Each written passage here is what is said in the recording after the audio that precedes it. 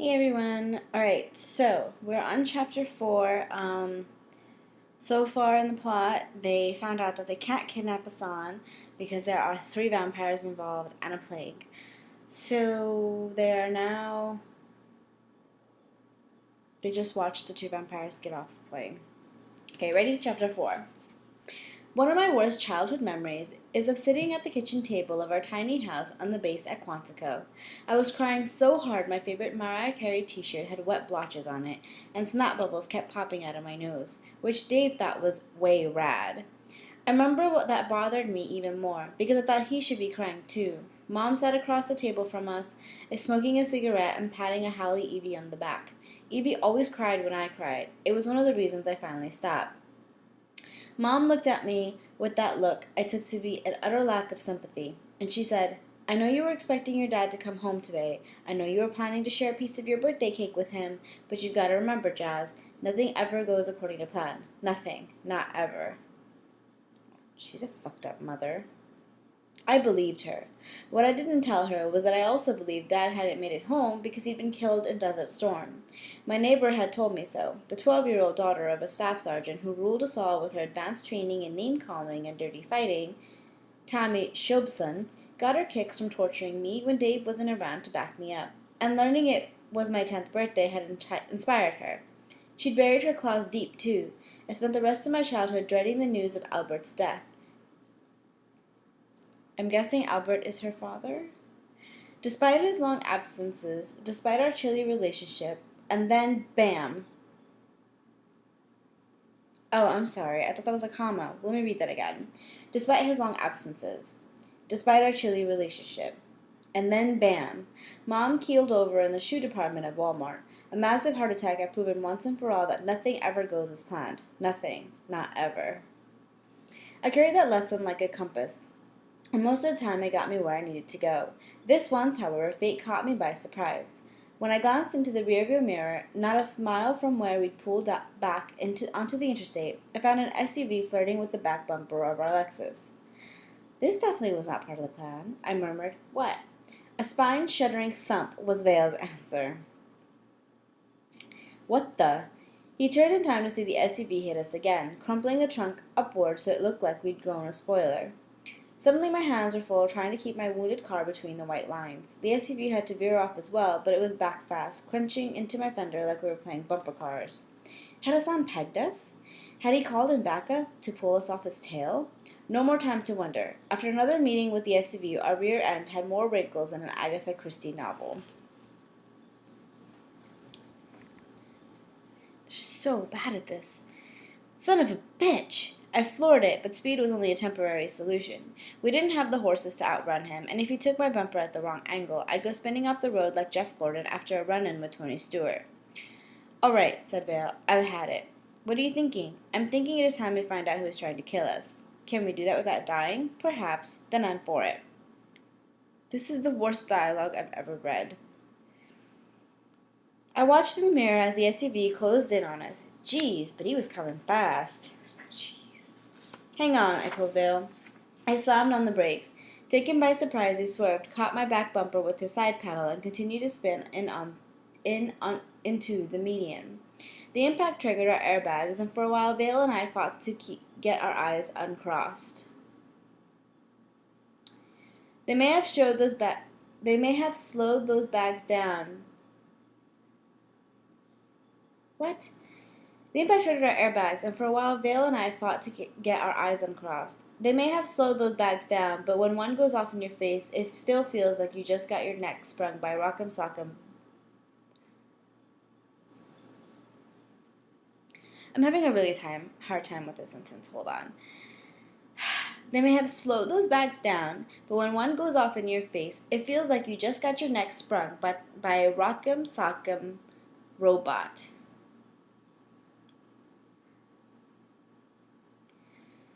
I was debating whether the ringing in my ears was a product of the blow to my head or a sign of imminent mental breakdown when the doors opened.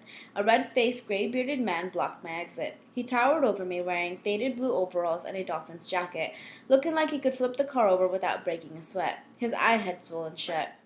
I hear raw steaks work wonders on shiners that size, I offered. Shut your mouth before I do it for you. He grabbed my arm and yanked me out of the car. I stumbled, fell against him, felt the hard outline of a pistol jam against my ribs. What do you want? I asked. Good. I sounded brave. You're a fucking assassin. I would hope you're fucking brave. Just think of yourselves as a stain and us as a bleach. Okay. That was her. That was not me.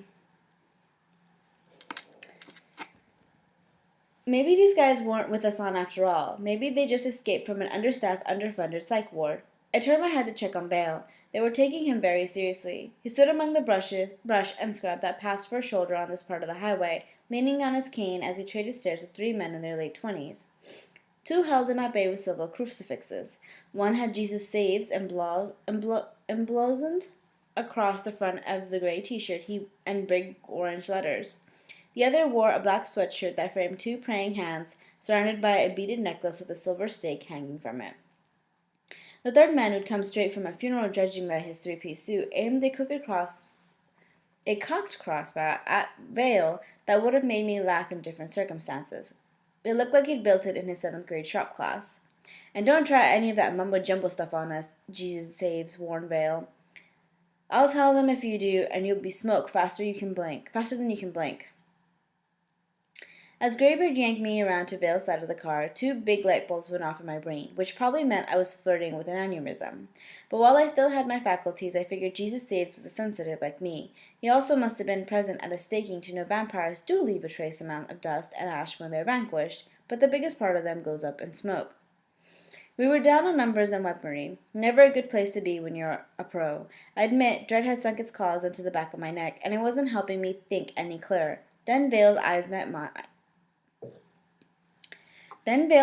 eyes and winked. Suddenly I could breathe again, because in that moment I knew no 2-bit operation run by a bunch of yahoos was going to beat us. Not tonight. Not ever. As soon as my mind cleared, I noticed 2 things. An undeniable affection for my partner, whose survival meant a lot more to me than mere job satisfaction, and the identity of the organization fronting this one-night event. Hey, Vale! I jerked my thumb at Graybeard. This one's into cleanliness, and that one, and added that Jesus Saves, is into godliness. What does that make you think of? God's arm. Vale's instant reply pleased our captors. It's always nice to have your ultra-fanatical religious affiliation recognized. Let's walk, said Graybeard, gesturing toward a grove of trees in the distance with a .357 Magnum he'd pulled from the front of his pocket. From his front pocket, sorry. Vale's slight nod encouraged me to cooperate, for now. So I walked, my sandals protecting me so poorly from the rocks and weeds, I considered kicking them off altogether. Only the possibility of stepping on shards of glass or metal deterred me. It had gotten colder, too, and my party dress wasn't providing me much protection against the wind that kept brushing against me in an endless winter-born tide. The full moon lit up my goosebumps and the suited path ahead of me, but I squeezed my contacts into night vision anyway, preparing for a trek through the deeper brush ahead. Nobody talked during the walk, which only took us about 200 yards off the highway, but seemed endless.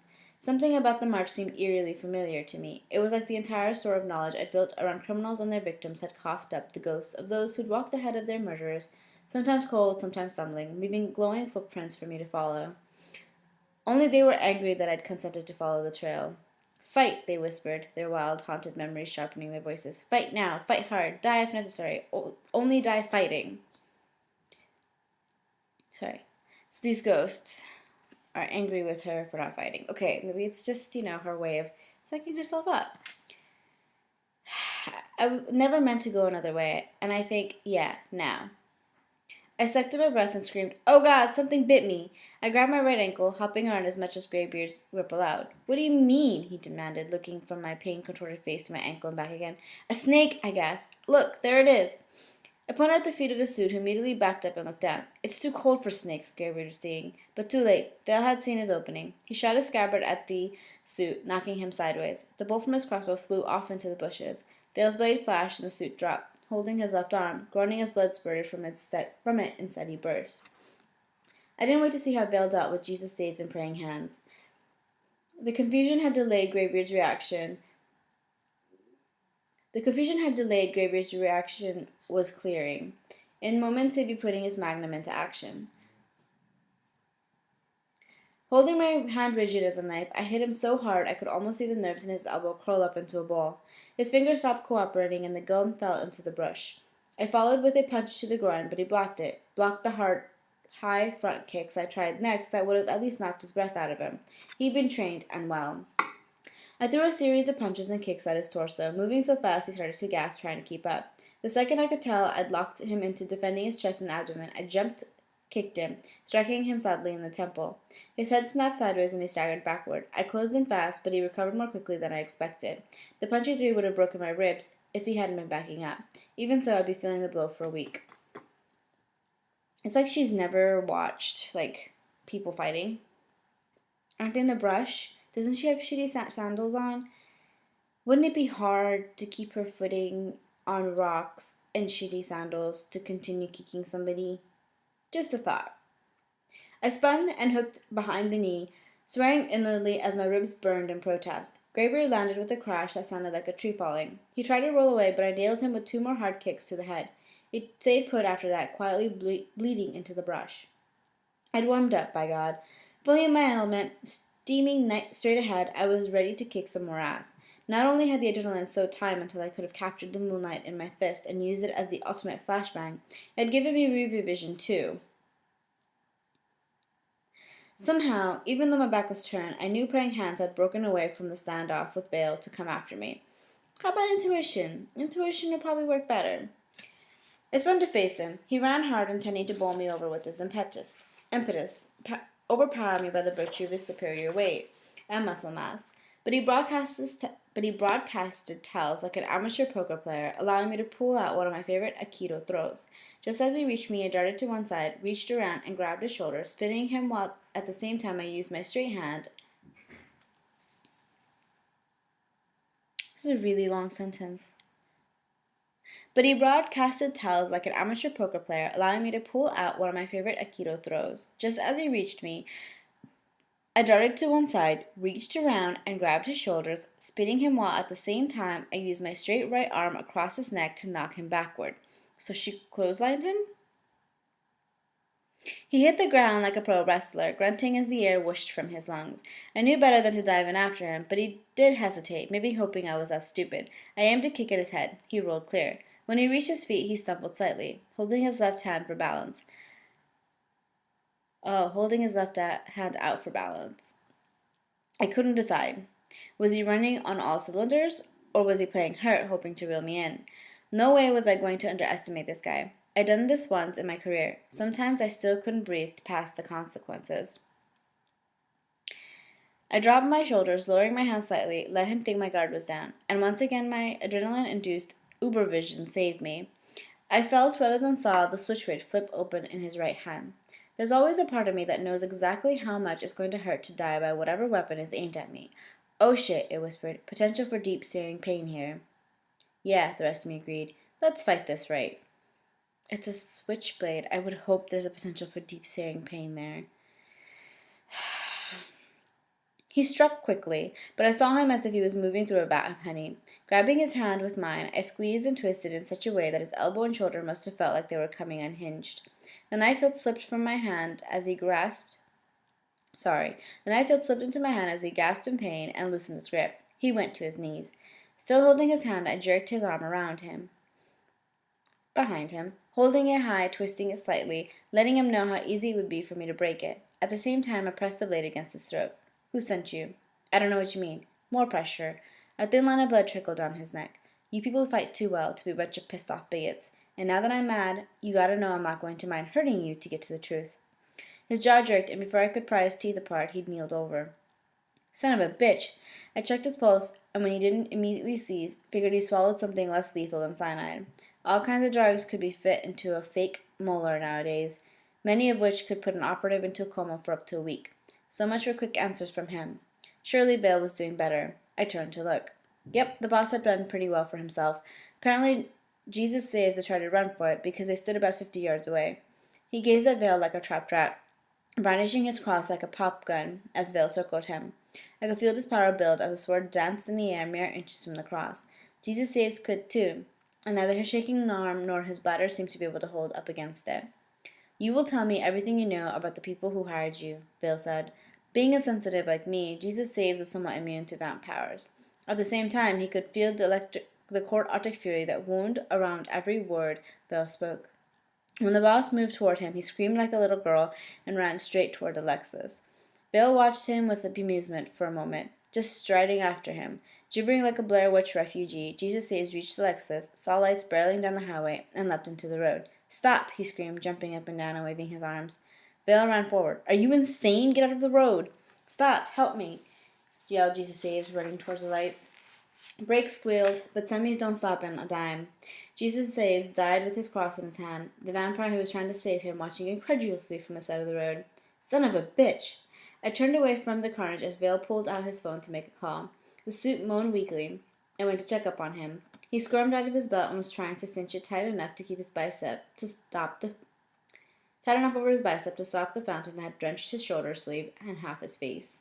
"Here," I said, "let me help you with that." I jerked the belt tight, and he yelped in pain. The bleeding slowed to a trickle. "You want to watch who you ambush next time," I told him. "There's a lot worse monsters than vampires wandering the world." "I know," he whispered, looking straight into my eyes as if he could see my secret life spread before him. A horrific map of violence and destruction, justified. Maybe. But the violence and destruction it had prevented. I really hate this lady's writing. I really hate it. Vale came back, leaned over the inert form of Greybeard, whispered in his ear. "You've got only a few seconds left," I told the suit. "Soon he'll be crouching over you, speaking in your ear, scrambling your brain. Is there anything you want to tell me before your mind goes as soft as frozen yogurt?" Okay, I was exaggerating. Most likely Vale was suggesting to Greybeard's subconscious that if he ever tried to kill anyone again, even a vampire, his heart would burst. Maybe the suit sensed that. "No," he answered. "Vale likes to mess with people's minds," I told him. "Literally. He might go easy on you. Leave the memories of your wife and kids, your childhood, if you tell him who sent you." The suit was pale, clammy, and barely conscious. Which is maybe why he slipped. "He'd kill us," he whispered. His eyes closed. A tear trickled down one cheek. Would you believe I felt sorry for him? I kept my voice low, trying not to startle him into silence. "Who?" No answer. I shook him, but he passed out, and it looked like he'd be spending the next couple of hours that way. "Get the car started while I deal with them," said Vale. "I hear sirens." Alright, so we're just going to go on to chapter 5. It's only a few pages. Here we go. I coaxed the battered Lexus off the highway at the nearest exit and headed south. I've never used the roads I took now, never even seen them on a map, but I'd get us back to the hotel all the same. Evie liked to tell people I'd gotten a GPS implant. Neat idea, but untrue. My uncanny sense of direction had come to me along with my sensitivity. After. It made sense in a way. My life as I'd known it had changed in every way it could. It seemed right that the way I perceived life should change too. "It's still early," I told Vale. "Do you want to go back to Hassan's house?" Vale shook his head. "Not yet. We need to learn more about this vampire partner of Hassan's. And now that we know about the virus," Vale slumped in his seat, "it's clear we need to revise our plan. Perhaps expand our net to include him or even the vampires he and Hassan just met. We must also ensure that our little confrontation does not mean the entire mission is compromised." "What are you saying? That we should abort?" "Perhaps another less clandestine, more fully staffed agency would be the appropriate one to deal with this matter. We must think carefully and decide right." That shut me down. Vale got quiet too, considering our options. Maybe. Or maybe just recharging. In the silence, the banging of our metal bumper took center stage like an American Idol loser, making me cringe. Greybeard and company had really done a number on the Lexus. We'd had to bend the back fenders away from tires before we could even drive the thing, and I wouldn't bet on the axle still being in mint condition. Details I don't care about. I really don't care. By now, the 3 survivors would be trapped in their roller beds, and in another 10 minutes, hospital personnel would be trying to figure out how one of them could have picked up a sword wound out of a circus sideshow. Once they'd healed sufficiently, our backup crew would move in and start asking questions. Not that they'd find out much, at least not in time to help, but you had to try. "That was a smart move back there," Vale said. "Oh, the snake thing? Thanks, yeah, that did the trick." I noticed. "Could you refrain from trying it again in the future?" I glanced over at Vale. I blinked off my night vision so only the moonlight glancing through the window showed me his expression. She uses words, sentence after sentence, over and over again. Does she not know what a thesaurus is? It looked tight, the way men's faces will when they're either feeling or remembering pain.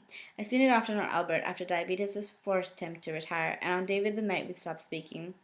The look went straight to my heart and squeezed. You don't like snakes very much. No. Well, quit looking all pinched and aristocratic. I'm not making fun of you. I'm just somewhat sensitive about my phobias.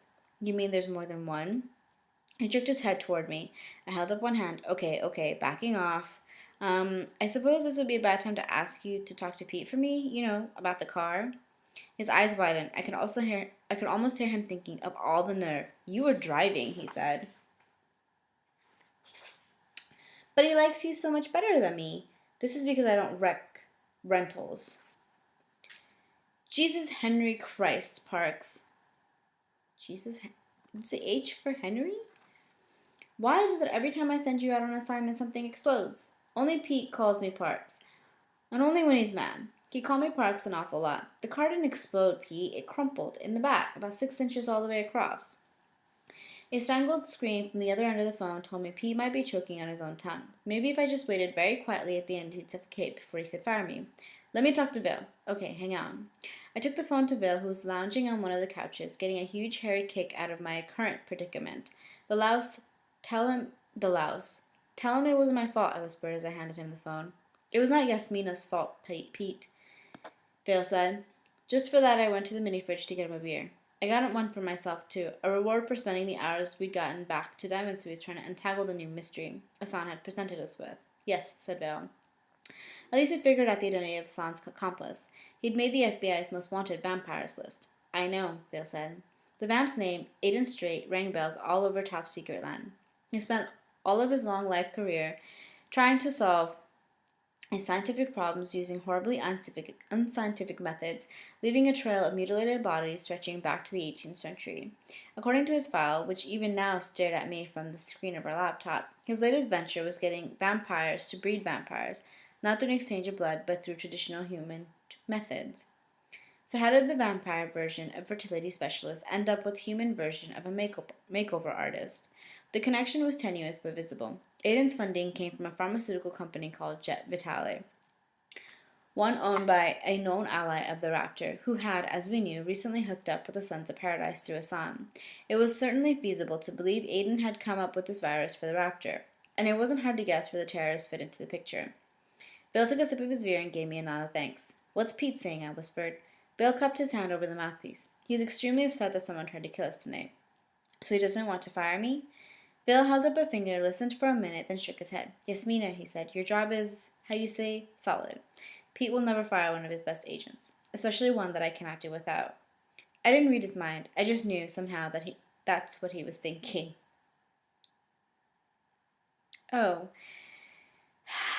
I drained my beer, marched into my bedroom and closed the doors, buried my face in the pillows, and burst into tears. Some time later, I felt Vale's presence beside me. The bed sank as he sat down. Are you all right? I'm great. I turned to look at him, made sure he could see my smile. Our assignment has turned into a bioterror nightmare. I nearly died tonight. My boss yelled at me for 5 minutes straight without stopping to take a breath, and in between I spent 6 hours staring at a computer screen.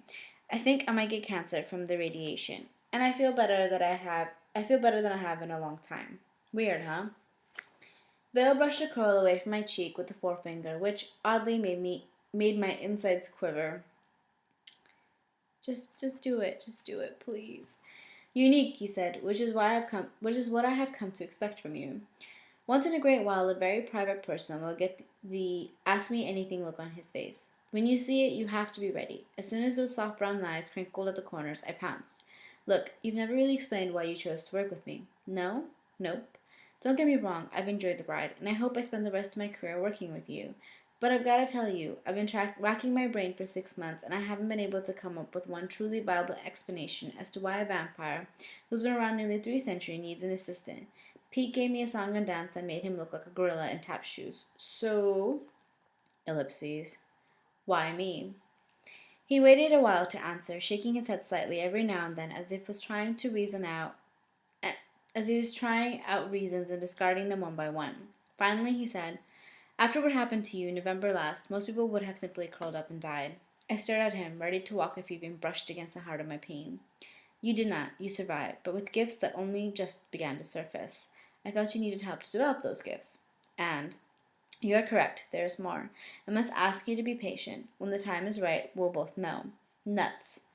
Okay, I grumbled. I suddenly wanted my cards. I took them off the bedside table, and as I did my eyes strayed to the clock. It's almost dawn, I said. Do you need help? Do you need me to help you set up the tent? Vale never slept in a coffin. Now that I knew he was phobic, I suspected lying in one probably gave him the heebie-jeebies. I didn't know what his sleeping arrangements are when we're home. Hell, I don't even know where his home is. But when we travel, he brings a custom-made tent that covers his entire bed. The material is impermeable to light, so if someone was to accidentally open a curtain or something, he wouldn't singe. I love to have one myself, just because the kid in me thinks it'd be a real hoot, like camping out, but only without the bugs. No, Bill said. I'll be fine. Besides, you must be tired. As soon as he said the words, I could hardly keep my eyes open. Okay then, I mumbled as I rolled into my velvety pink pillow. I felt him slip the cards from my hands. Heard him whisper, Good night, my Avar. But I was too tired. I thought he said the whole thing in Romanian, and none of it sank in.